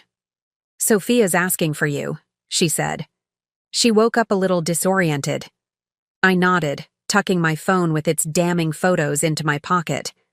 The evidence I'd gathered would go to Bobby Fraser, to Officer Weira, to the prosecutor's building. Their case. But right now, my daughter needed me. As I headed toward Sophia's room, I realized my hands had stopped shaking. The shock was giving way to a cold, focused clarity. Charles had spent years calculating his escape, meticulously planning how to extract maximum financial benefit before abandoning us.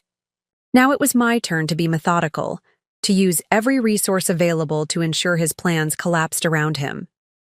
2 weeks after Sophia's discharge from the hospital, a new routine had established itself in our home.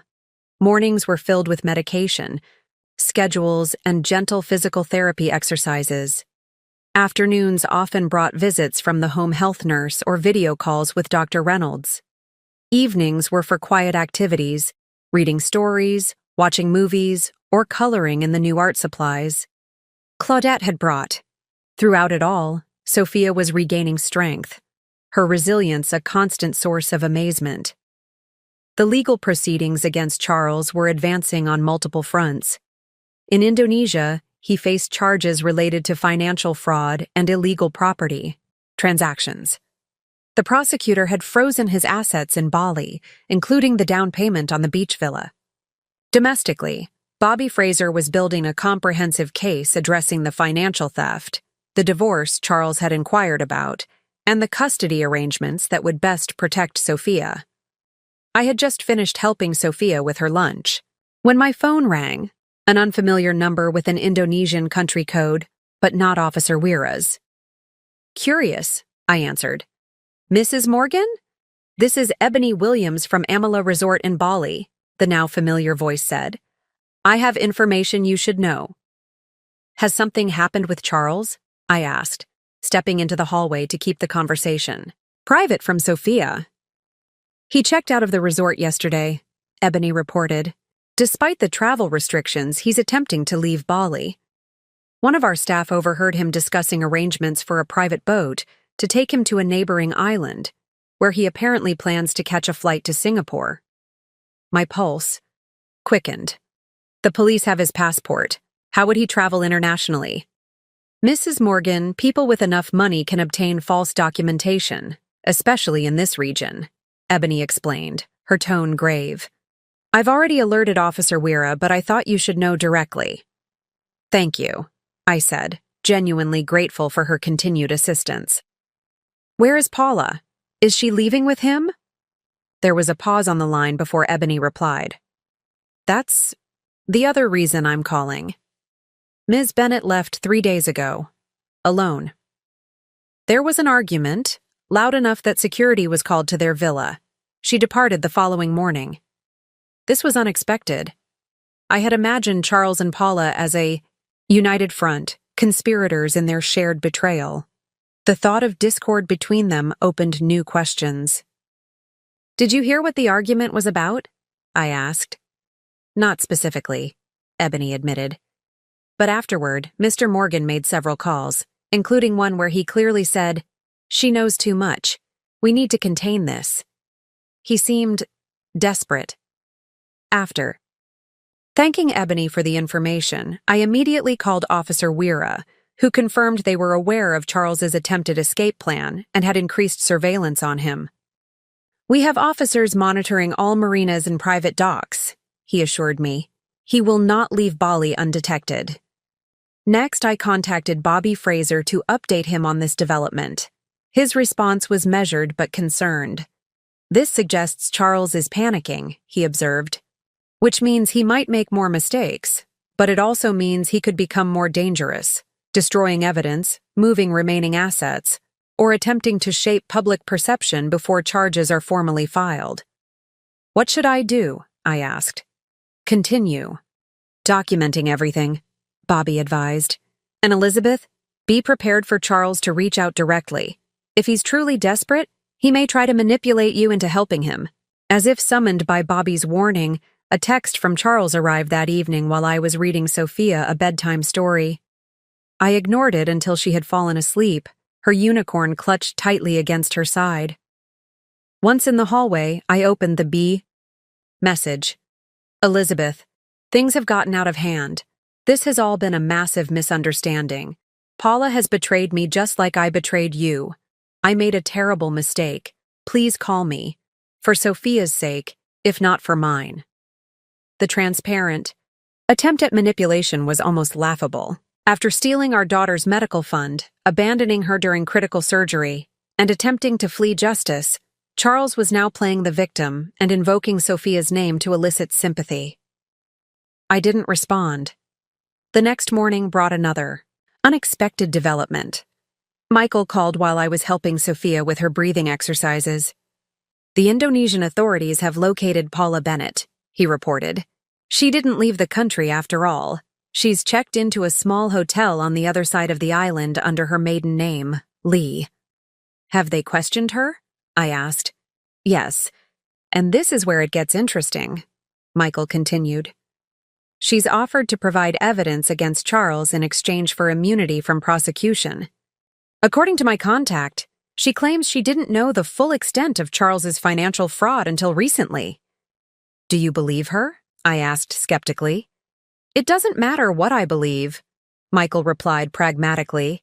What matters is that she has access to information and evidence that could strengthen the case against Charles. The prosecutor is considering her offer. Later that afternoon, while Sophia napped, I received an email from an address I didn't recognize.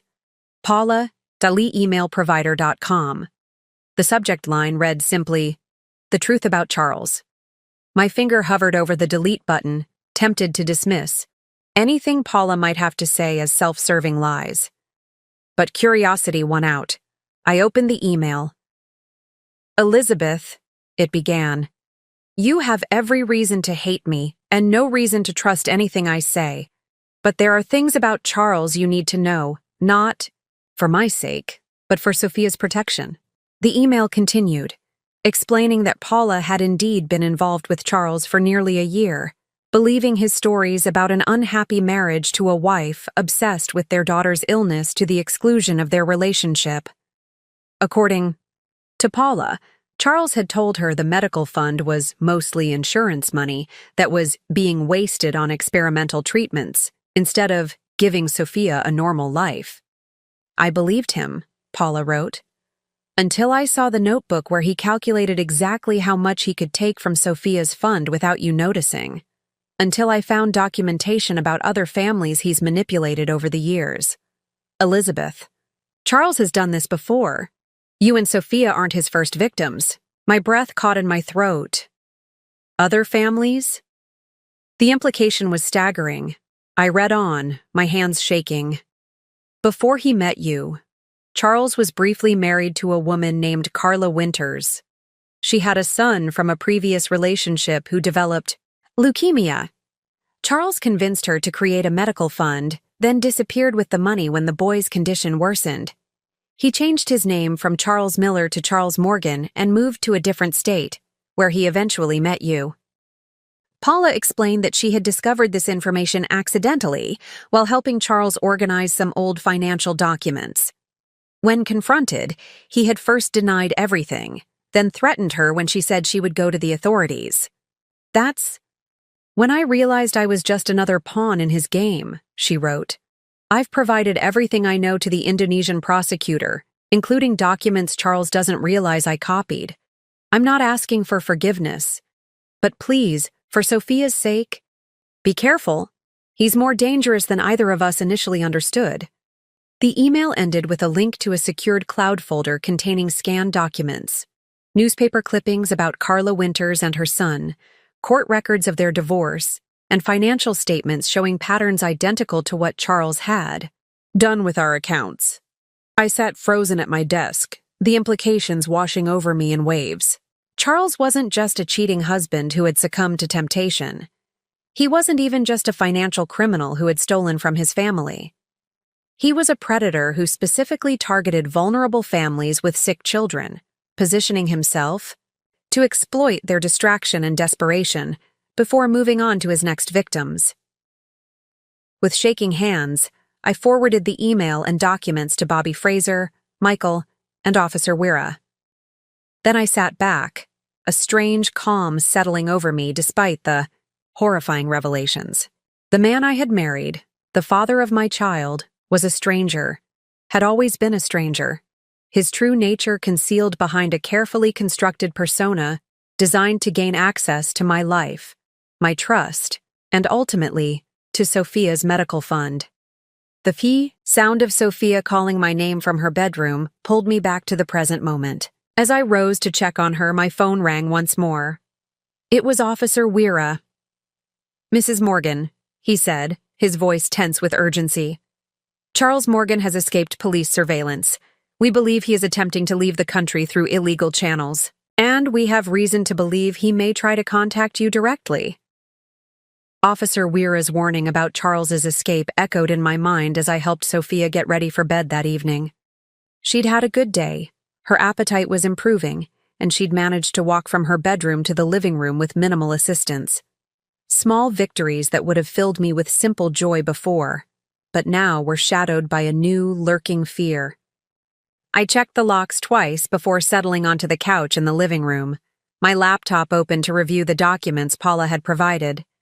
The evidence was overwhelming. Charles had used almost identical tactics with Carla Winters, establishing trust, creating financial entanglements, and then disappearing with funds meant for her son's medical care. The patterns were so similar it was almost as if he were following a playbook. Claudette had insisted on staying overnight, concerned about Charles potentially trying to make contact. She was in the guest room down the hall, close enough to hear, if anything happened, but giving me space to process the cascading revelations of the past weeks. Just after midnight, my phone lit up with an incoming call, Charles's number. My heart raced as I debated whether to answer. Bobby had advised documenting all contact, and the call recording app he'd recommended was already installed on my phone. After 3 rings, I accepted the call. Elizabeth. Charles's voice was smooth, controlled, the same tone he'd used countless times to convince clients to trust his investment advice. "I'm glad you picked up. We need to talk." "About what, Charles?" I kept my voice level, pressing the record button. "Your escape from police surveillance? Your history with Carla Winters? Or perhaps the fact that you stole our daughter's medical fund while she was fighting for her life?" There was a brief pause before he responded, his tone shifting to one of wounded innocence. "You've been talking to Paula. You can't believe anything she says. She's trying to save herself by throwing me under the bus." "The court records about your previous marriage aren't lies, Charles. Neither are the bank transfers from Sophia's account." "Elizabeth, please." His voice softened, taking on the persuasive tone I'd once found so comforting. "This has all spiraled, out of control. I made some terrible mistakes, but I never meant to hurt Sophia. You know how much I love her. Do I?" The calm in my voice surprised me. Because the Charles Morgan I thought I knew wouldn't have abandoned his daughter during heart surgery. He wouldn't have stolen money meant for her care. "I can explain everything," he insisted. "The money, it wasn't stolen. I was investing it, trying to grow it for Sophia's future treatments. Things just got complicated with Paula. She manipulated me, made me believe we could have a different life. But my eyes are open now. I want to come home, to make things right." The audacity of his lies might have been laughable if they weren't so calculated. I could almost picture him rehearsing this conversation, fine-tuning his excuses to hit the perfect notes of contrition and victimhood. "Where are you, Charles?" I asked, pretending to soften. "I can't say exactly," he hedged. "There's been a misunderstanding with the local authorities, but I'm working to resolve it so I can come back to you and Sophia." "And the money?" I pressed. "The $250,000 you took from Sophia's medical fund and our savings? It's safe," he assured me quickly. "Most of it, anyway. The property deal in Bali fell through. That's why Paula left. She was just after the money. But I can recover it, Elizabeth.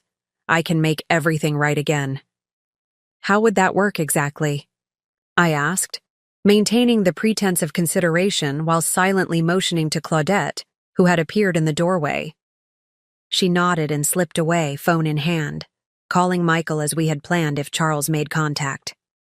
"I need a small favor first," Charles said, his voice dropping to a conspiratorial whisper. "My current situation is complicated. I need access to the emergency credit card in my desk drawer.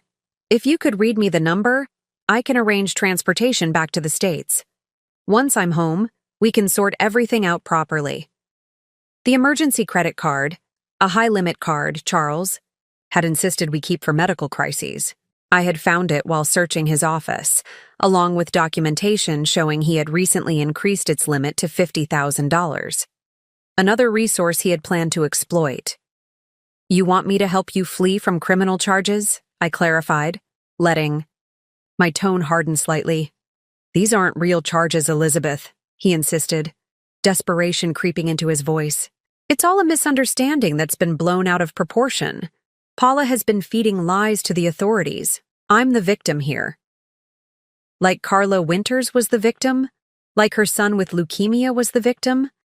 His silence spoke volumes. How many others were there, Charles? I asked quietly. How many families have you targeted? How many sick children have you exploited? You don't understand, he began, but I cut him off. I understand perfectly. You select your victims carefully. Families with critically ill children, mothers too distracted by medical crises to notice financial irregularities. You establish trust, create dependency, then strip them of resources, before disappearing to start the cycle again? The only difference this time is that you got caught. Elizabeth, be reasonable, he pleaded, abandoning the victim narrative for a more urgent approach. If you help me now, I can make sure you and Sophia are taken care of. If you don't, well, think about what happens to Sophia's ongoing care without my income, without my insurance coverage. The threat was thinly veiled but unmistakable. Help, him escape, or watch our daughter suffer the consequences. It was his final, desperate attempt at manipulation, and it failed completely. Goodbye, Charles, I said calmly. The authorities already know about this call. They're tracing your location as we speak. I ended the call and sat motionless, letting the recording save properly before sending it to Bobby, Michael, and Officer Weira. Charles's desperate attempt to manipulate me into helping him had only provided more evidence of his guilt and his willingness to use Sophia as leverage.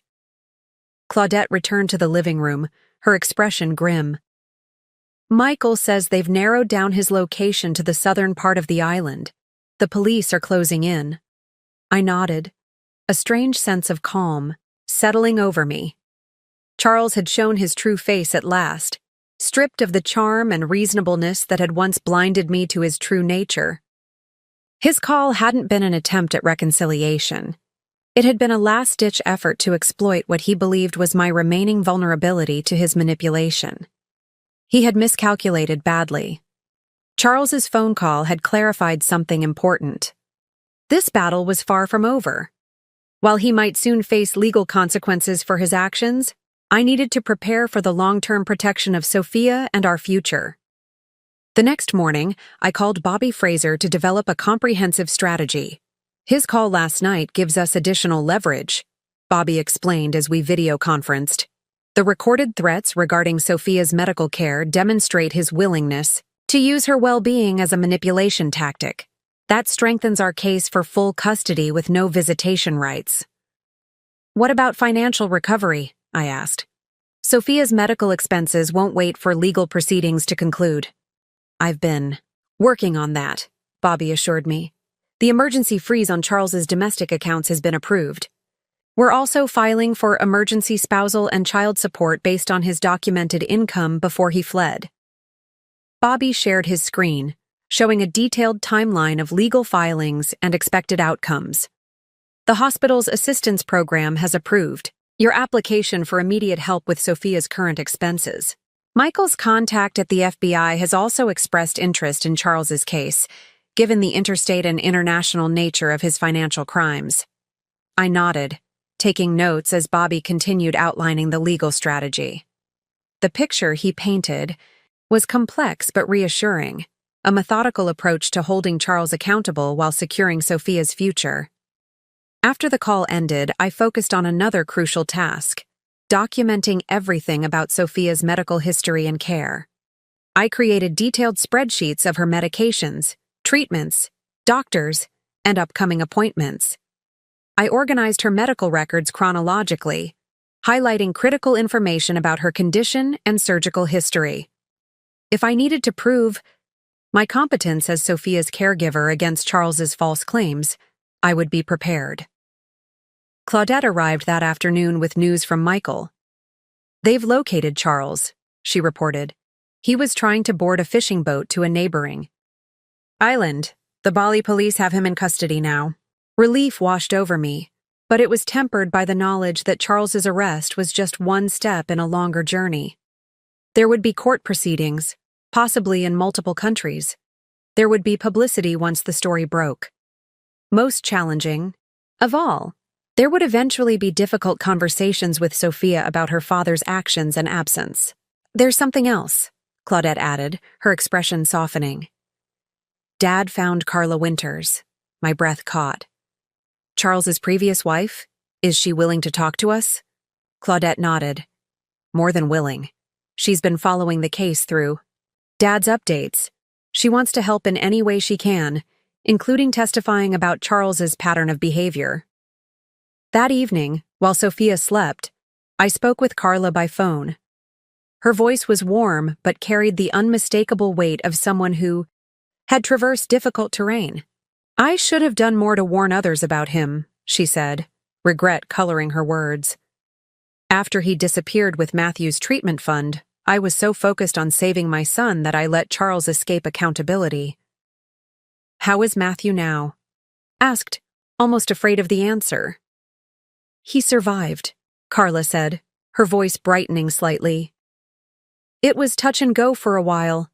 I had to declare bankruptcy to cover his medical costs after Charles cleaned us out, but Matthew's been in remission for 3 years now." Her story bolstered my resolve.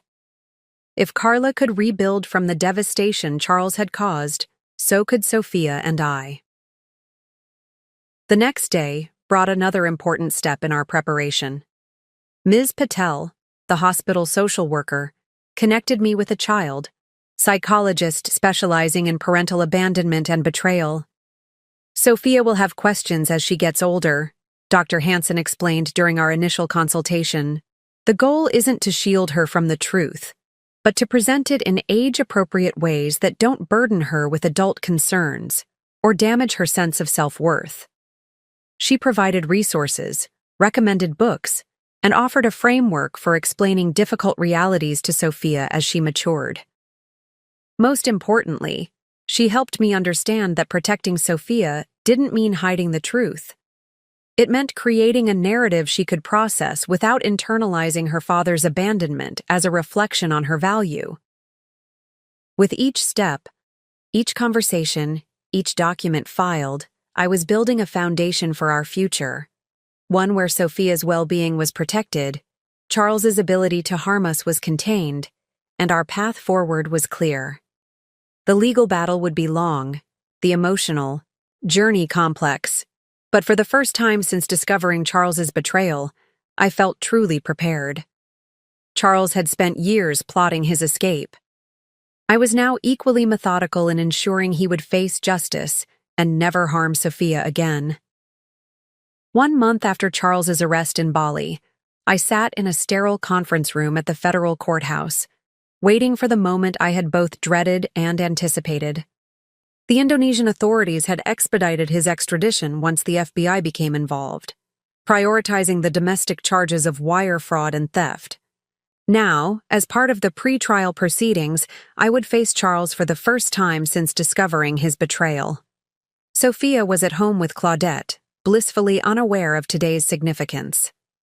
At 6 years old, she understood only that her father had made bad choices and needed to fix his mistakes. The full truth would come later, when she was ready.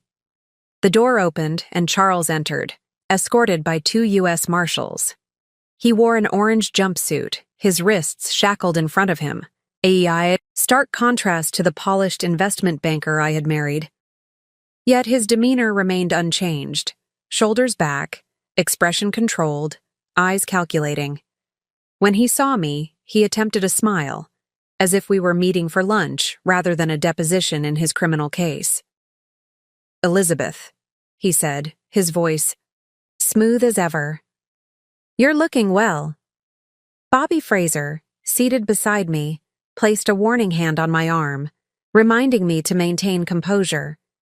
Across the table, the federal prosecutor arranged his documents while Charles's defense attorney whispered in his ear. "We're here to discuss the terms of a potential plea agreement," the prosecutor began. "Mr. Morgan has expressed interest in cooperating in exchange for consideration during sentencing."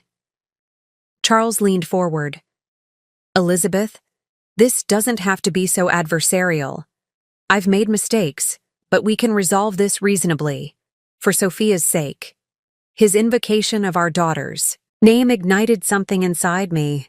"Don't you dare use her name," I said, my voice quiet but firm. "Not after what you've done." "What I've done was desperate, not malicious," he countered, slipping into his well-practiced role of misunderstood victim. "If you'd been more attentive to our marriage instead of obsessing over Sophia's every sniffle—" "Your Honor," Bobby interrupted, addressing the judge observing the proceedings, "Mr. Morgan is attempting to badger and blame the victim of his crimes." The judge nodded. "Mr. Morgan, you'll refrain from such comments or this deposition will end immediately." Charles's facade cracked slightly, revealing a flash of the anger beneath. "You've destroyed everything we built," he hissed at me. "Turned my own sister against me. Poisoned my relationship with my daughter."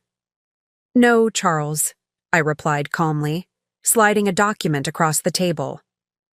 "This is what destroyed everything. It was the notebook from his office.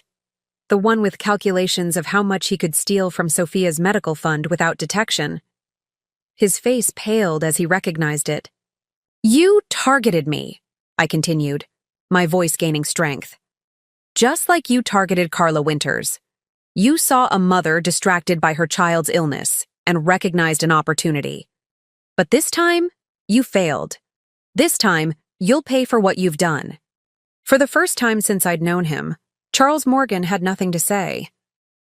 The weeks following my confrontation with Charles brought a whirlwind of legal proceedings and life-altering decisions. Charles ultimately accepted a plea deal. 15 years in federal prison for wire fraud, financial exploitation of a vulnerable individual, and crossing state lines to avoid prosecution for similar crimes against Carla Winters. The sentence wasn't just punishment for what he'd done to us, it acknowledged his pattern of predatory behavior. The financial settlements came next. The court ordered full restitution of Sophia's medical fund, plus additional damages. The Indonesian government released the money Charles had used for the Bali property purchase. Most surprisingly, Paula Bennett, seeking to distance herself from Charles's crimes, voluntarily surrendered the gifts and money he had lavished on her during their relationship. "It won't recover everything," Bobby explained as we reviewed the settlement documents. "But with the restitution and the insurance policy that's been reassigned to Sophia as the rightful beneficiary, her medical care is secure for the foreseeable future." The divorce was finalized quickly, granted on grounds of abandonment and financial misconduct. I was awarded full custody of Sophia with no visitation rights for Charles, a decision he didn't contest, perhaps finally recognizing the battle was lost. Most importantly, Sophia continued to heal, both physically and emotionally. Her cardiologist reported that the valve replacement was functioning well, her energy improving weekly. The child psychologist noted that while she sometimes expressed confusion about her father's absence, she wasn't showing signs of blaming herself, the most common and damaging reaction in children whose parents abandon them. News of Charles's arrest and conviction spread through our community. Some reactions surprised me. Friends who seemed embarrassed to make contact, as if Charles's criminality might somehow be contagious. Others stepped forward with unexpected support, from casseroles delivered to our door to offers of childcare when I needed to attend legal proceedings. Carla Winters and I developed a strange but comforting friendship, united by our shared experience of Charles's betrayal. Her son Matthew, now 9 and thriving in remission, became a source of hope for Sophia's future. tangible proof that recovery from both medical crises and parental abandonment was possible. The hardest part, Carla confided, during one of our long phone conversations, is accepting that the person you loved never actually existed. The Charles you married, the Charles I married. They were carefully crafted personas designed to gain our trust. Her words resonated deeply. The man I had built a life with, had a child with, had trusted with our most vulnerable moments, had been a fiction, a mask worn by a predator skilled at identifying and exploiting vulnerability. The most profound immediate consequence wasn't the legal victory or financial recovery. It was this difficult recognition that sometimes healing begins not by repairing what was broken, but by acknowledging that what you thought you had was never real at all. 1 year after Charles's sentencing, life had settled into a new normal. Sophia had celebrated her 7th birthday with a small party in our backyard, a unicorn theme with purple decorations dominating every surface. Her medical progress continued to impress her doctors, though we maintained vigilant monitoring of her heart function. She had returned to school full-time, joined a gentle swim class designed for children with medical restrictions, and developed a passionate interest in marine biology after our visit to the aquarium. I had returned to work at the nonprofit, now, with flexible hours that accommodated Sophia's medical appointments. My colleagues had welcomed me back with sensitivity and support, creating a workspace where I could rebuild my professional identity while prioritizing my role as Sophia's mother. The financial aftermath of Charles's crimes had stabilized. With the restitution payments, insurance settlements, and careful budgeting, Sophia's medical needs were secured. We had downsized to a smaller house closer to her school and doctors, a fresh start and a space untainted by Charles's deception. Thought's emotional landscape was more complex. Sophia occasionally asked about her father, especially when school events highlighted other children's 2-parent families. Following Dr. Hansen's guidance, I answered her questions honestly but age-appropriately. Daddy made choices that hurt our family, I would explain. He's facing consequences for those choices now. It's not because of anything you did, and it doesn't mean you're not lovable or important. Some days, she seemed to accept this easily. Other days brought tears and confusion. Dr. Hansen assured me this was normal, a process that would evolve as Sophia matured and developed new ways of understanding her father's abandonment. For me, the healing came in unexpected moments. In the realization that I could make decisions without second-guessing myself. In the quiet satisfaction of handling household repairs, I would once have deferred to Charles. In the deep bond Sophia and I had forged through adversity, the wider ripples of Charles's actions continued to spread. The FBI had identified 3 other families he had targeted before Carla, women with chronically ill children whom he had courted, married, and defrauded before disappearing with their resources. His case had prompted a special task force focused on financial crimes targeting families in medical crisis. Carla, Matthew, and the other victims had formed an informal support network. Together, we were working with lawmakers to strengthen protections for vulnerable families and increase penalties for those who exploited them. Perhaps the most unexpected development came 6 months after Charles began serving his sentence.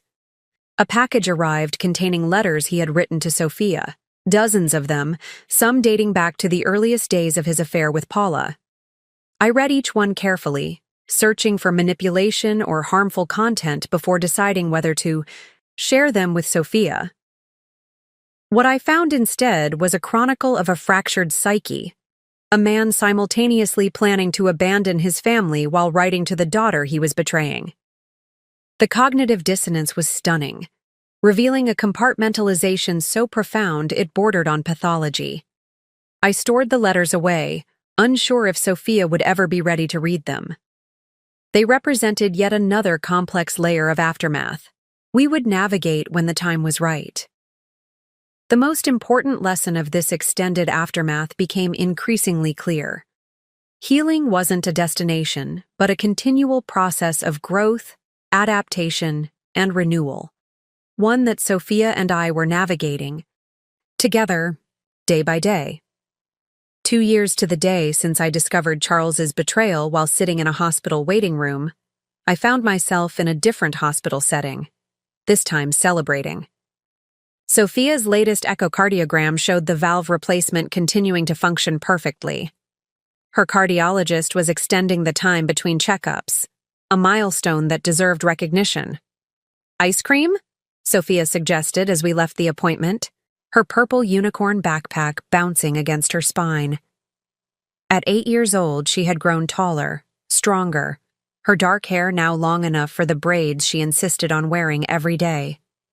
The surgical scar on her chest had faded to a thin white line she proudly called her warrior mark.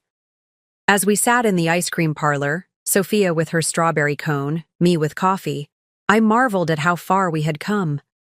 The raw pain of betrayal had gradually transformed into something else.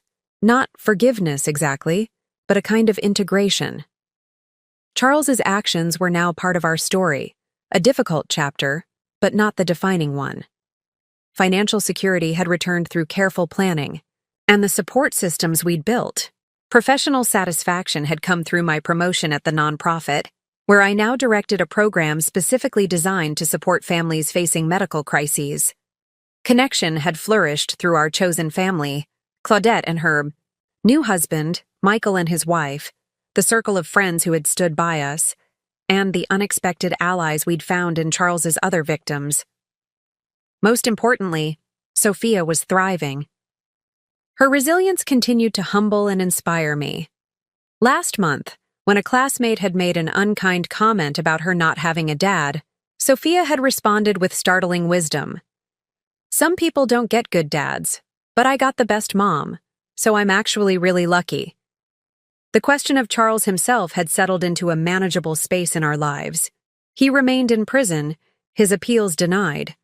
Sophia had decided, with the help of her therapist, that she wasn't ready to read his letters or visit him, decisions I supported while leaving the door open for her to change her mind as she matured.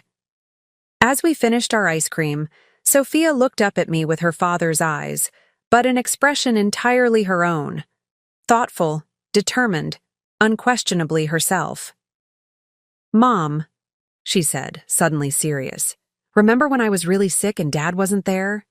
I nodded, my chest tightening at the memory. "I was scared then," she continued. "But I'm not scared anymore." "No?" I asked. She shook her head decisively. "Nope, because now I know that even when really hard things happen, we figure it out. That's what you taught me." Her words struck me with unexpected force. Amid all the pain, the betrayal, the struggle to rebuild, this was what had emerged. A child who had learned not that the world was dangerous and people untrustworthy, but that difficulties could be overcome with courage and connection. The life Charles and I had built together had been constructed on illusion, but what had risen from its ruins was solid, authentic, and wholly ours. Our story hadn't ended with betrayal at a hospital bedside. That had been merely the beginning of a different journey, one that had led us here, to this moment of simple joy over ice cream and good medical news. As we walked to the car hand in hand, I reflected that the greatest victory wasn't the legal, justice, financial recovery, or even personal healing, though all were significant.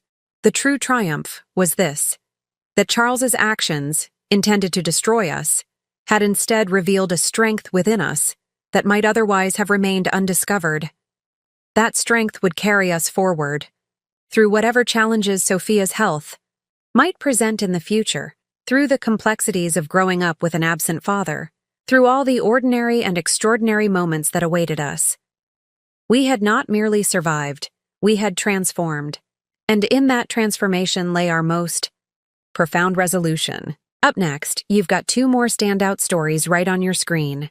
If this one hit the mark, you won't want to pass these up. Just click and check them out. And don't forget to subscribe and turn on the notification bell so you don't miss any upload from us.